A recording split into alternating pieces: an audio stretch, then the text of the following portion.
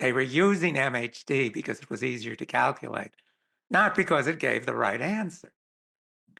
So he was so aggravated about this that in his Nobel Prize address, accepting the Nobel Prize for the development of MHD, he spent about a third of it saying, people don't understand this theory. And I've explained to them that this theory doesn't work.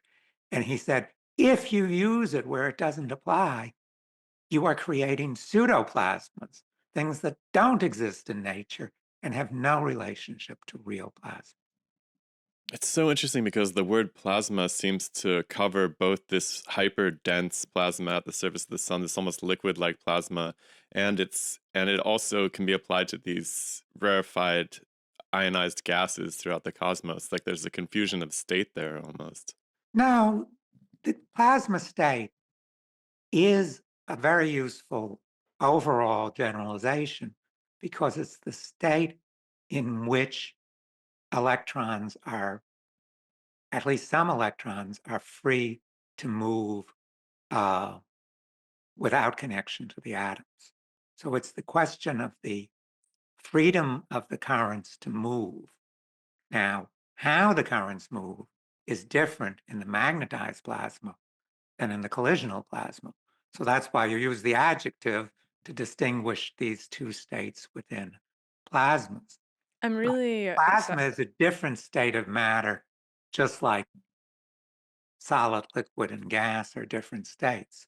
You can have many types of solids, many types of liquids, and people have a variety of, obviously, the difference between a metal in which electrons again can move freely, it's different than a plasma in which electrons can move freely, and it's different than an insulator. It's really funny to hear this because we were just talking to Patrick Van Reyes, who's the plasma guy that is going to be at Beyond the Big Bang this summer. And he's losing his mind because now that he's studied plasma in, liquids and in various other exotic conditions, he's started to see it everywhere. And we talked to him for hours, and we finally got down to the foundation of the way that he was thinking about it. And he was almost horrified to find himself saying that. He's like, I think that the better question is to ask what in nature is not a plasma versus what is a plasma, because now that he's looked at it for so long, he's like, I think everything almost is a Well, it's almost like it's plasma. a state of matter. Like you can find this state of matter in different phases as well. Well, not really. I mean, yes,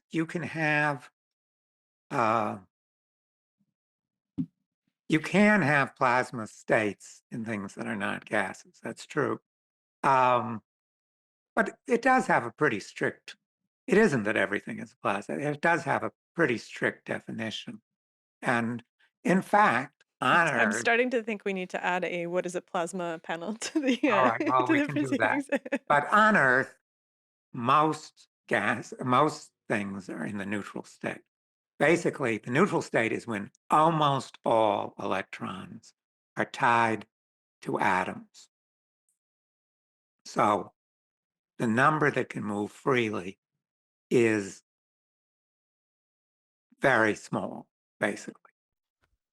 Our videos come out of LPPFusion's research in fusion energy, which will power a future with abundance for all, with a clean, sustainable economy and environment.